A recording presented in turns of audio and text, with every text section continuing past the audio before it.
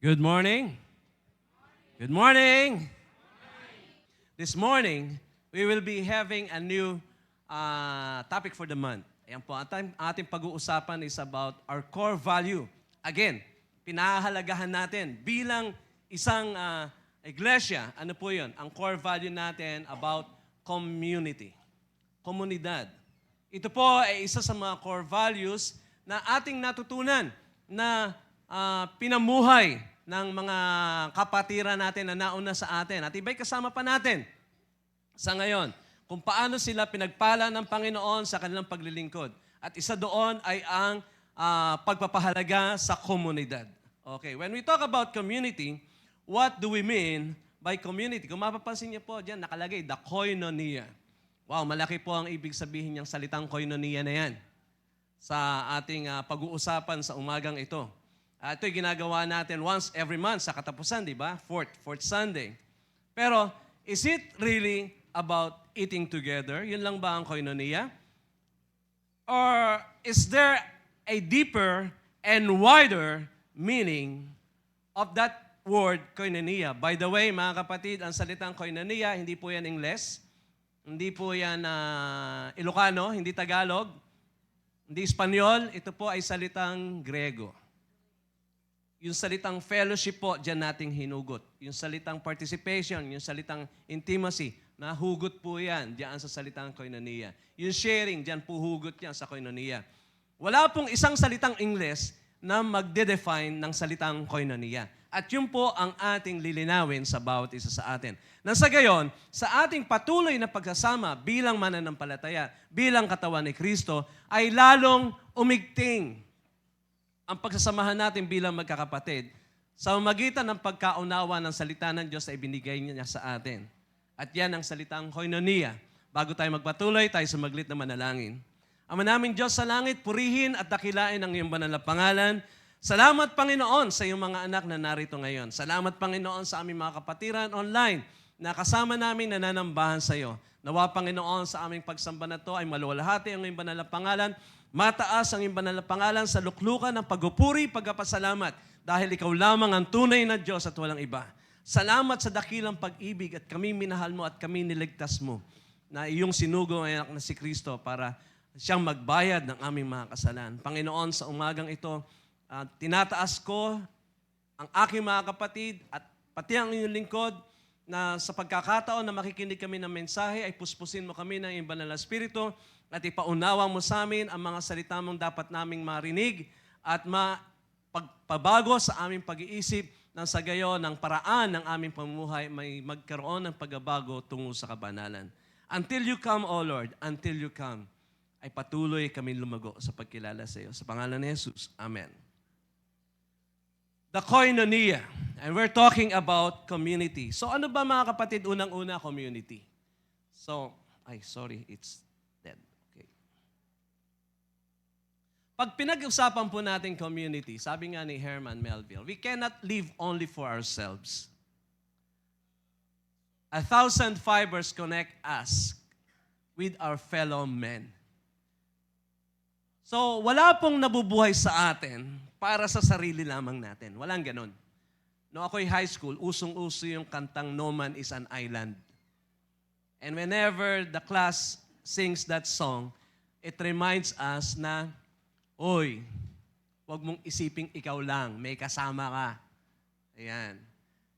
So, whenever you do something, always be considerate of other people. At gayon din ang sinabi ni Herman Melville, we cannot live only for ourselves. You cannot live only for ourselves. God does not design us to live only for ourselves. God created us for a community, for our fellowship. Sabi nga dyan, 1,000 fibers connect us with our fellow men. Just think about yourself. Tingnan nyo yung mga sarili. Ilang mga hibla ng muscle meron kayo? Hindi namang isang buong mass lang yan eh. They are fibers. How many networks of blood vessels meron kayo? Blood vessel lang ba ang katawan ng tao? Hindi. Muscle lang ba? Hindi. Kapag ganun lang, hindi tayo makakatayo, wala tayong buto. We need each and every part of that body. Yun po ang ibig sabihin. That we cannot live only for ourselves. No one have the monopoly of all the gifts. Walang isang tao na nasa kanyang lahat. Wala. And that gives us the rationality that we belong to one another. We need one another. You know, in terms of identity, ganito po ang sinasabi ng Oxford Dictionary. A community is usually defined as a group of people. Hindi po isang tao. It is a group of people living in the same place or having a particular characteristic in common. So, ibig sabihin, ito ay tao nagkakasama-sama sa isang lugar. Or kung hindi man sila nagkakasama-sama, community pa rin sila by way of pag nagkakaisa sila sa kanilang mga pag-uugali, sa kanilang karakter, sa kanilang pinaninindigan, sa kanilang mga ninanasa, sa kanilang mga attitude. So, yun po ang ibig sabihin. So, we have to have a good understanding ng salitang komunidad. Kasi yun po ang ating pag-aaralan ngayon. What is a community to you? Ito ba ikaw lang? Nagsosolo ka sa buhay? Lone Ranger ka ba? Hindi po yan ang community. You have to be two or more people to be a group. And you have to have something in common. Anong sabi ng salita ng Panginoon? To be united in the faith. We have the commonality of our faith. The commonality of our vision as a church. The commonality of our mission as a church. That is in terms of identity. Malala, ay, community to. Ano ba ang difference sa society? Yung society, mas malaki yun. When we talk about community, mas maliit. Papaliitin niyo pa community, that is your family. Yun po yun. And what do we have in the family? How do you relate inside the family? Palakihin nyo, that is the community. That is in terms of identity. But in terms of relationship, ito ang sinabi ng Oxford. A community is usually defined as a feeling, nararamdaman. Alin? A fellowship with others. May others. Kung walang others, there's no community. With others, as a result, yung fellowship ay bunga ng sharing common attitudes, sharing common interests, and sharing common goals. May pagkakaisa, may pagsasama-sama, at may pakikisama. Marunong kang makisama. Ganon sa family.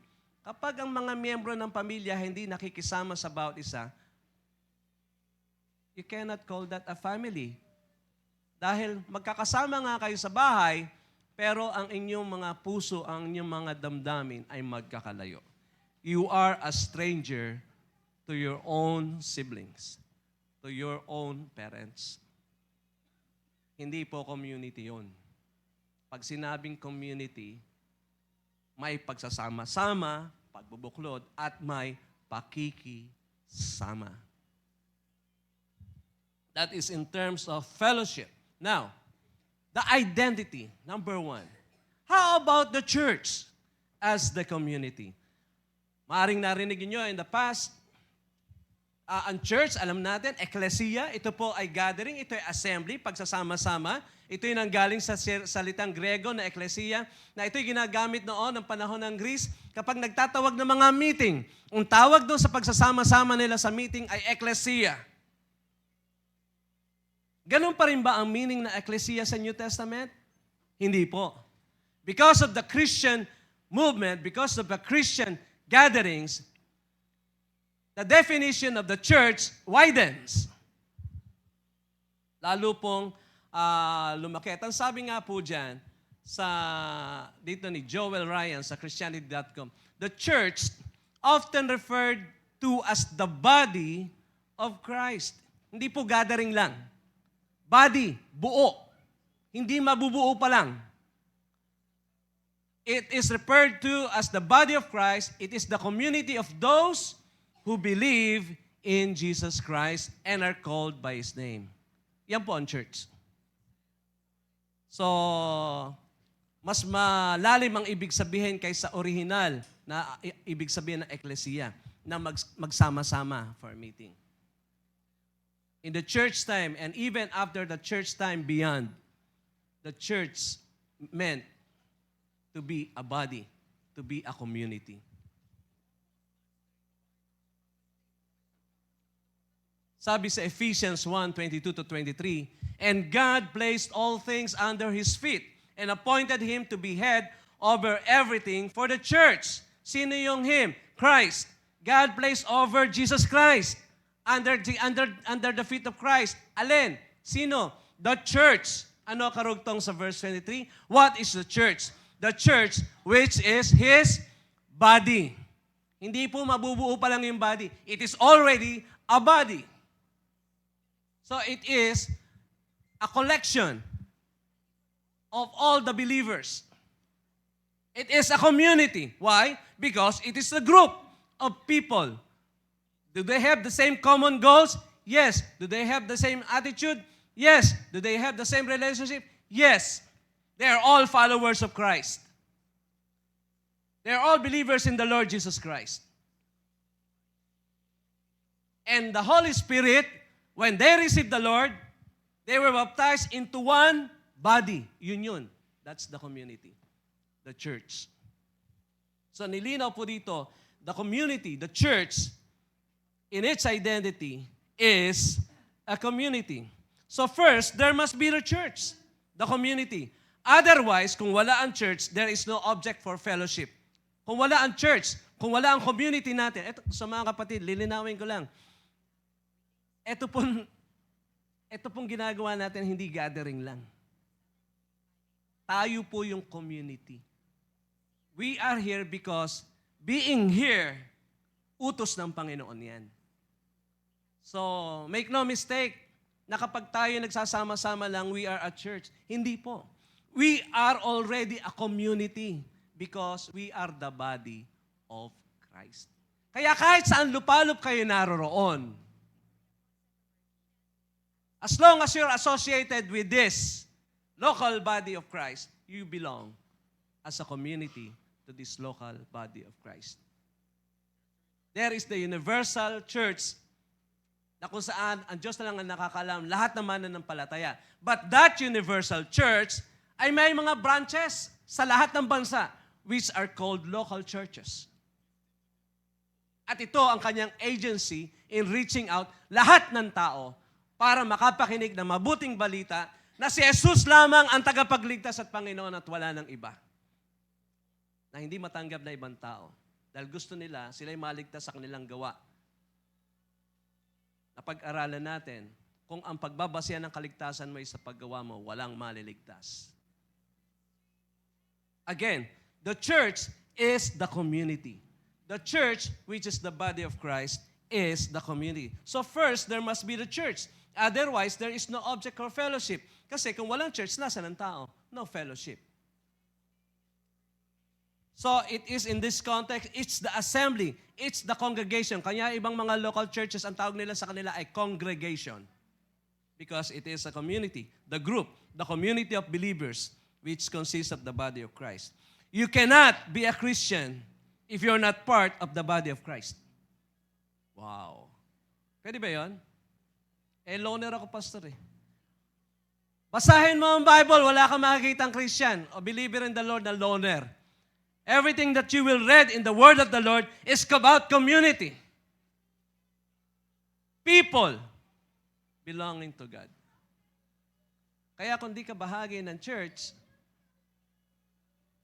hindi ka Kristiyano kasi when you surrender your life to the Lord, you are baptized. We are all baptized by one Spirit into one body. Ang Diyos ang naglalagay sa atin sa body na yon. Kaya kung totoo ang Kristiyano, whether you like it or not, bahagi ka ng katawan ni Kristo. Kaya kung di ka bahagi nun, maaaring hindi ka Kristiyano. think again. Dahil kung wala ka sa Panginoon, totoo sa iyo yung Romans 6:23. The wages of sin is death. Para maging totoo, yung last part, but the free gift of God is eternal life through Jesus Christ. You have to have Christ so that you can have the life. The interdependency. Ayan, no man is an island. No one lives for himself, but we are the body of people. The koinonia within the community. Eto, pasok yung koinonia, salitang koinonia. Within the community. What is koinonia? Ang lagi nating naunawaan pag sinasabing koinonia ay fellowship. Pero kung pag-aaralan natin yung salitang koinonia mismo, ay ang lalim ng ibig sabihin. Let's take a look about that. The koinonia is the Christian fellowship. Para ma-broaden ng masano, it's not just a fellowship, it's the shared life. Remember, nobody lives for himself. No man is an island. So it is a shared life with other people within the community. Tayo po, shared ang buhay natin sa bawat isa. We are concerned sa bawat isa. Kayo, concerned ba kayo sa katabi nyo? Kasi kung hindi, nasasira yung salitang koinonia. Kapag may need, hindi naman financial lang ang kailangan. Lahat tayo, we have the shared understanding, everything comes from the Lord. I may not have what you need, but I can always pray for you. Because God is the one who gives, who provides everything that we need. Not only that we need, anong sabi sa John 15? Ask whatever you wish. That is, if you're abiding in Christ.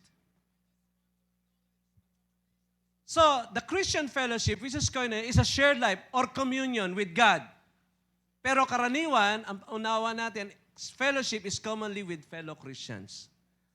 Pero ito pa yung ginagamit sa ating relationship with God. May fellowship ka ba kay God? Yun ang ibig sabihin noon. Ibig sabihin, maganda ba ang relationship mo kay God? Ang ibig sabihin, wala ka bang unconfessed sin? Matuwid ka ba sa harap ng Panginoon? O pagka ikaw'y nakasakit o nakagawa ng kasalanan, na-confess mo na ba yan? Para laging matuwid. 1 John 1:9. He is faithful and just to forgive you para mabalik ka sa magandang kalagayan ng pakikisama. Hindi yung katulad ng magulang na ang anak nagkasala, siyempre mainit ang ulo ng magulang. Walang pakikisama, walang fellowship. Para kumalma si tatay, eto si anak. Tay, sorry po. Nabasag ko yung pinggan yung paborito. And your father, out of mercy and love, okay na anak. Mas gusto ng tatay mo yung inaamin mo, kasalanan mo. Exactly. Gusto ng Diyos na kapag nagkasala ka and you know it, confess. I mean, Lord, I'm sorry. Nakapagmura ako ngayon, sorry po. Uminit ang ulo ko sa kalsada. Kinat ako nung ginastify ko pa. Lord, hindi ko ginajustify sarili ko. The fact na nagmura ako, I'm very sorry, Lord. Pag-amin. Nandun yung attitude na, ayoko talaga nito. Ayokong gawin. Nabigla lang ako, Lord, next time, help me not to do it again. Not to say those words again. O sa mga kababaihan, pagka nagugulat, lahat natawag. Sorry, Lord. I put your name in vain. Paano na put in vain? Meron akong narinig na diyan sa palengke. Pagka Jesus Maria Josep. Why? For what? No binabanggit ang pangalan ni Jesus. Jesus is the name of God. At ang sa kalooban ng Panginoon, you shall not use the name of God in vain. Walang kapararakan, kung ano na pinagsabi mo. Next. The character of koinonia. Ganito po. Whenever we say fellowship, which is from the root word koinonia, ito po yung mga nuances, understanding. Ano po yan? Pag sinabing fellowship o koinonia, nandyan po yung community. Yung pagiging associated natin sa bawat isa. Uy, taga dyan ka ba sa Maranatha? Yes. Hindi. Uy, taga Bariang ka ba sa Maranatha? Hindi po, hindi po. Hindi ako kasali dyan. Association. Kristiyano ka ba? Yes. Are you? When you ask, are you a Christian? Are you a born-again believer? Ini-interview kayo. What will you answer? Ano po? Nag-isip pa eh. Hindi masabing diretsyo.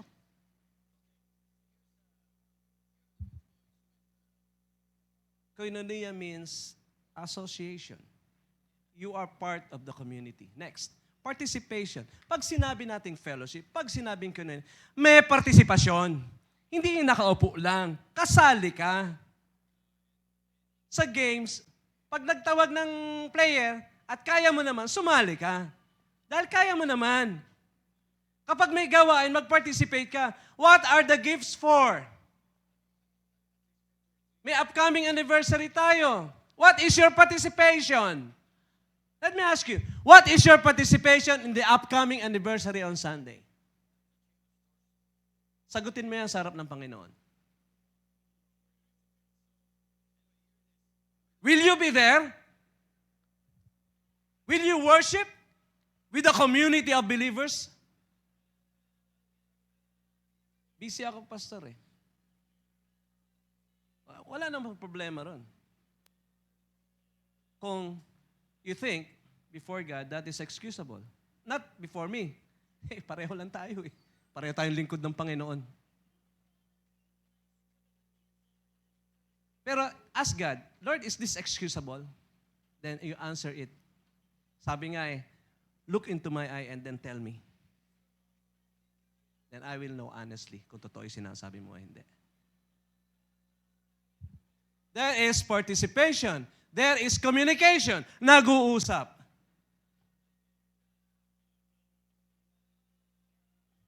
Ito, isa kahinaan ko to. But by the grace of God, I'm always looking forward na ito ay ma-overcome. Maaaring magaling ako magsalita dito, but I also have area of weaknesses. May intimacy. Yung katabi nyo, if I ask you, may intimate relationship ba tayo sa pagiging komunidad natin? Do you know even the name of the person beside you? Kilala mo ba yan? O nga yung mga itatanong nga pa pangalan mo. Isa sa mga kahinaan ko nung pinalo ako ng Panginoon ay yung aking memory ay humina. Nahihirapan ako mag-recall. Kaya I always ask people, ano nga ba pangalan mo? And na-disiplina ako ng Panginoon. Nagagawin kasi may kasalanan. But I thank the Lord. Dahil sa pagdisiplina niya, nakita ko minamahal niya ako na ayaw niya akong malayo sa Kanya. There is sharing. Ayun. Kaya yung koinonia natin, potluck talaga nag-share. Kaya mo naman, to have in common. Kung may kaya ka lang din, kailangan ng kapatid mo, are you willing to share? Hindi naman nanghihingi pastor eh. Alam mo ba o hindi? Alam ko. Did you ask? Taking the initiative. That's the essence of community. You ask. Ano ba maitulong ko sa'yo? Kung wala man ako maitulong, ano ba maipag-pray ko sa'yo? Malaki. Huwag mo ilalang lang yung prayer because you're asking God, the creator of the universe, to do in behalf of your request. Pag sinabing koinonia, there is what we call contribution. Helps. Ginawa natin before. Binagyo yung mga kapatiran sa Nueva Ecija, sa Rio Chico. What did we do? Nag-contribute tayo, nag-ipon tayo, at sinend natin sa kanila. Wala tayong ina-expect, tulong lang. Pero in their part, nung pagdating doon, talagang Pastor, pakisabi, maraming salamat sa kanila. Yung gagawin ko ron. Kahit ayaw natin na, hindi, tulong na to eh. Hindi, Pastor, just tell them to thank you. At maraming salamat sa inyo. Kaya yung mga contribution dito, talaga nagko-contribute tayo in a community. Sa community, sa school, mga estudyante, may community. Minsan may contribution, di ba? Sa barangay, may contribution, di ba? In a community, kung kailangan, we need to contribute. And that is the community. We have fellowship, yung pakikisama. Hindi yung basta magkakasama lang. Nararamdaman ko yung kasama kita. May pakikisama. Meaning, maganda ang nararamdaman kong samahan natin. Na-enjoy ko yung presensya mo. Na-encourage ako sa presensya mo. And also, acknowledgement and acceptance. In a community, nandyan yung pagtanggap. Hindi mo tinitingnan kung mayaman ka o mahirap ka. In the eyes of the Lord, we are part of His body. It doesn't matter whether you're rich or not. Kasi look, bakit ka mayaman? Ba't pagyayabang mo yan? Kanino ba galing? Sa Diyos din yan, di ba? Everything comes from the Lord. And why are you poor? Kung wala naman poor, paano may exercise yung giving? Kung lahat meron na tayo. You know, ginagawa ng Panginoon lahat to, yung system na to, para ma-practice natin. Itong mga gifts na to. Ang point dito, ang sinabi ng salita na, so that everyone will have kung ano yung need nila na ipagkakaloob. Kaya dyan, there is always the acknowledgement and acceptance. So, whenever we talk of koinonia, hindi lang po yung every last Sunday natin na kumakain. Yes, there is a contribution, yung sharing ng pagkain. Okay po, that's the only part. Pero kailangan may andun rin yung participation, nag-uusap tayo, may intimate moments tayo, nandyan. Dito sa community, nandito yung friends mo. Hindi lang friends. Sa community ito, narito rin yung BFF mo. May best friend ka pa rin dito. And that is a community. May intimacy. At may participation kung mga may gawain. Okay? Sabi sa Acts 2:42, they were continually devoting themselves to the apostles' teaching and to fellowship. The word fellowship again is koinonia. To the breaking of bread and to prayer. So yung mga unang mga Kristiyano, the first church, yung nag-gather sila. Ang sabi diyan, continually, patuloy, hindi tumitigil. Ano? Devoting themselves. Saan? Apostles' teaching and to koinonia. Yung pakikisama, yung pagiging magandang samahan, yung fellowship. Well, mga kapatid, dito sa mga local churches, dito talaga, guys, hanggat narito tayo sa lupa, ito yung training ground natin. Training time to. Kaya huwag kayong magtaka. Bakit sa isang lokal na iglesia, nandyan yung mga nakatitisod kayo, nandyan naman yung tuwan-tuwa kayo. Because, guys, lahat tayo, nanggaling sa darkness, lahat tayo, makasalanan, pinatawad lang. At tayo nasa body of Christ, dito tayo hinuhubog ng Panginoon tungo sa kabanalan. So pagpasok mo, may nauna na sa'yo. Ikaw, hindi mo pa alam. Hindi mo naiisip na naiinis na pala isa sa'yo. Dahil ang kulit-kulit mo. Later mo lang natutunan. Paano niya matutunan yun kung di siya papasok dito? So this gathering, yung mga ginagawa nating gathering, ito yung mga ginagamit ng Panginoon so that we can learn from His Word. Para sabay-sabay tayong matuto, umunlad, mag-mature. Para eventually, yung pinagtatampuhan na yan, ay hindi naman pala dapat natin pinag-aawayan, pinagtatampuhan to. May misunderstanding lang. Ay, may sakit ka kasi, kaya irritable ka. Ay, naintindihan ko yan. Ba't gano'n siya, irritable siya? Pala may sakit. Hindi mo, nagalit ka kung ano sinabi mo. Nahusgahan mo na. Pala may sakit. Part kasi ng minsan, kapag ikaw may sakit, yung chemical balance mo ay nagiging imbalance. Nagiging irritable ka. Gustuhin mo at hindi. So you have to be very understanding. And do I need to fellowship? Yes. Tingnan nyo katawan nyo. Ito bang kamay ko? Do I have to have this hand connected to my body? Yes. Bakit? Kung wala akong kamay, what will happen? Guys, sino sa inyo ang gift kayo ang kamay sa church? Kung hindi nyo gagamitin yung gift nyo as being the hand sa church, what will happen to the church, which is the body of Christ? Sino ang hawak? Sino ang magsusubo? we need one another. That is the community. Lahat tayo mahalaga. Hindi pwedeng, Pastor, dito, ganito lang. Hindi. Bahagi ka ng katawan ni Kristo at ikaw ay may role. Na kung hindi mo gagawin yung role na yan, ang magsasuffer, hindi lang ikaw, kundi buong community. The interdependency, the koinonia spurs growth. Kailangan ng fellowship, kailangan ng koinonia dahil ito magpapalago sa atin. The benefits of koinonia, let me just enumerate some. Sa koinonia, kapag lagi tayo nagfe-fellowship, kapag lagi tayo nag-gather, this is gathering. Fellowship din to eh. This is what koinonia is. We are gathering, but this is for worship. But still a gathering. It's still koinonia. The benefits of it is that it keeps us informed. Sa gathering na ito, sa fellowship na ito, na-inform tayo of what? The word of the Lord. It keeps us updated. Ano ba issue? Nagkagera sa Israel. Ano ang kahalagahan na nangyayari sa Israel sa buhay ng Kristiyano, sa buhay ng mundo, sa pagbabalik ng ating Panginoon Jesucristo? It keeps us updated. It keeps us in touch. Kung tayo nasa kanya-kanyang bahay lang, how can we be intimate? How can I know you more? Hindi man tayo nagkikita. Kailangan nagkikita tayo in this way, in this manner. Nagsasama-sama tayo. It keeps us in touch. It keeps us growing in holy life. Dito ka nagkakaroon ng paalalahanan, ng pinagsasabihan mo, na nagkakatulungan. And it keeps us stimulated to serve in love.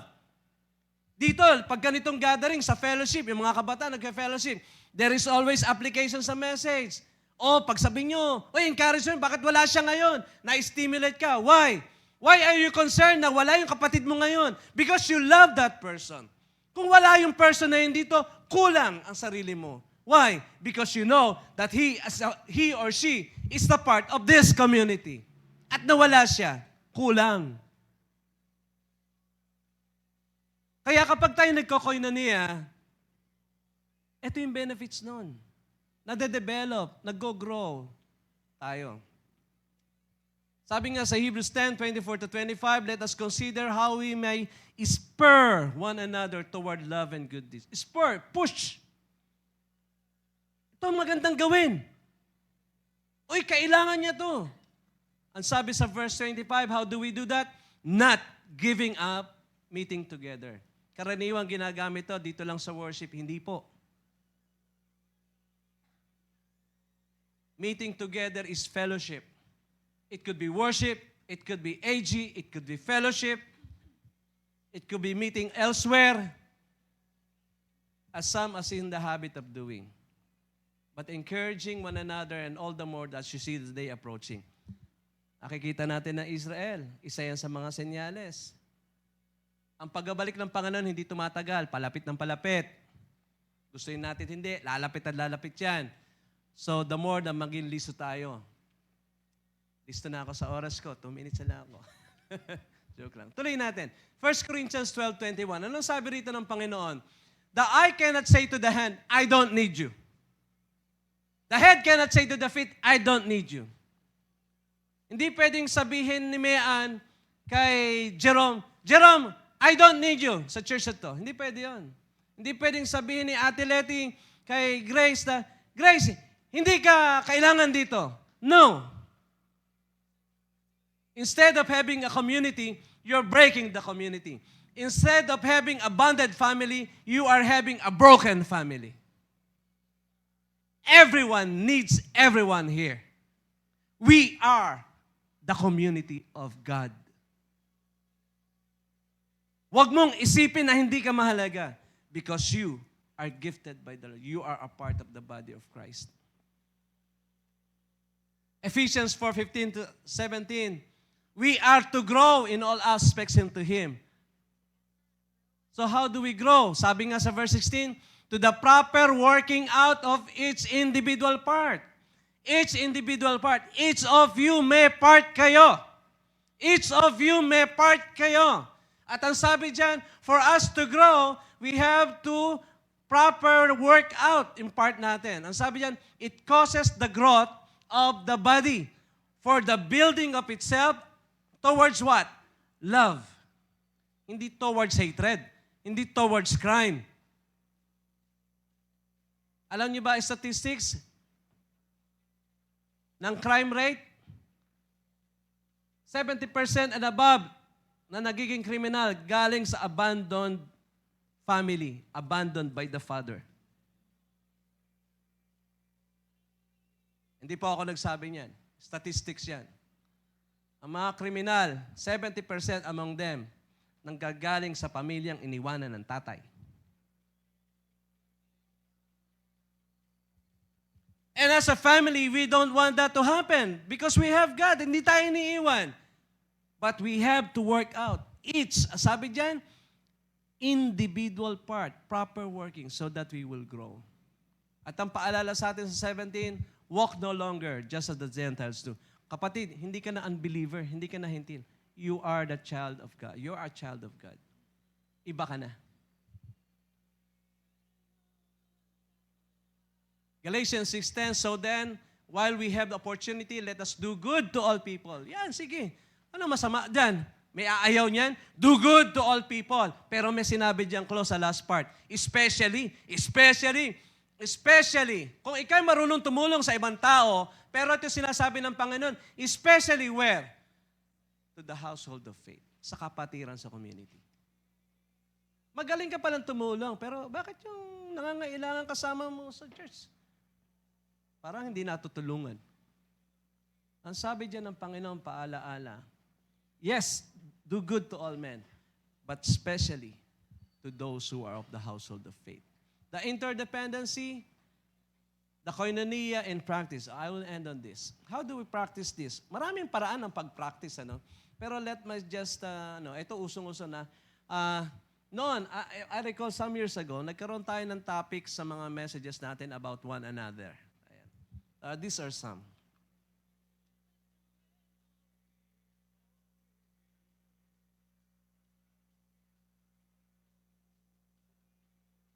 The New Testament defines normative involvement Christian koinonia in two major ways. One way is by serving other Christians. Iyon. Ministries. Ministry meaning service. Yun eh. So, why are we given gifts? Para gamitin sa paglilingkod. Kung gagamitin na natin yan, nagtutulungan tayo. Lalago tayo. And the one another here, maaari natin gawin itong mga gifts na yan through encouraging one another. Remember the Hebrews 10? To encourage one another. Ikaw ba nag-encourage na? O kung ikaw yung discourage, meron bang nag-encourage sa'yo within the church? Yun yan eh. O may mga tao na, uy, kailangan ng encouragement doon. Lapitan mo nga yun. Kasi yung nadi-discourage, hindi lalapit yan. No problema yan eh. Parang may nagsabi na, mahirap makisama sa isang taong broken. More likely, madamay ka. Diba? Pero in our community, may reaching out pa rin. Admonish one another. Admonish means you warn. Mali na yung ginagawa niya, sabihan mo. Yun, yung admonish. Nandito yun sa community. Dapat matututo tayong pagsabihan yung kapwa nating Kristiyano. Uy, mali na yung ginagawa mo ha. Kapatid, huwag may isipin sa ikaw lang maano dyan. We are one. We are a community. Sakit ng kalingkingan, sakit ng buong katawan yan. Confess your sins to one another. Aminin mo. Oy, sister, sorry hindi ko natupad yung schedule kong pagbisita sa'yo eh. Hindi talaga ako nakaalis. Sorry. Confess. Hindi naman mabibigat na kasalanan lang kailangan confess. Little things means a lot. Forgive one another. If may nag-confess, magpatawad ka naman. Okay? Forgive. Always forgive. Huwag kang magtatanim sa puso mo. Mabubulok yan. Pag nabulok yan, magiging cancer pa sa'yo yan. Ikaw ang papatayin yan. Accept one another. Kahit hindi katanggap-tanggap yung tao sa'yo within the community, ito'y napag-aaralan. Ito ay nade-develop. Learn to accept one another. Magkakaiba tayo. May kanya-kanya tayong personalidad. Pero it does not mean we cannot go together. Learn to accept one another. And also, serve one. Yan ang pinakamalaga. Serve one another. Kung wala kang maisip, ano ba gift mo? Gawin mo. Ipaglingkod mo yan sa kapwa mo, sa Diyos. Pag naglilingkod ka sa kapwa mo, naglilingkod ka sa Diyos. Because loving God is loving your neighbor. And build up one another. Kaya nga tayo may mga training, kaya tayo may encouragement, kaya tayo nag-reach out. We need to build up one another. Be hospitable to one another. Guys, make your house open. Lalo-lalo na sa mga kapatiran. Yung tipong pag, ay, punta ako dyan. O sige. Hindi yung, teka, wala ako dyan eh. Pero nandun ka lang naman. Parang ayaw mo lang siyang makita. Kasi siya yung taong ayaw, hindi mo ma-accept. Accept the person. Be hospitable to one another. Walang sinabing siya lang. One another. So guys, let me end up with this in my overtime. Do not give up meeting together. Let me just... Guys, Christian meetings are important. When we talk about meetings, eto meetings to. Pero hindi lang ito. Meron tayong fellowship, meron tayong AG, may mga prayer meetings, may convergences. Mahalaga ang mga meetings. What will happen to a community kung hindi sila nagkikita-kita? Malulusaw yung community na yun. Walang activity gagawin. And we are the community. Anong sabi? Build up one another. Yung mga meetings yan, attendan natin. Christian meetings are important.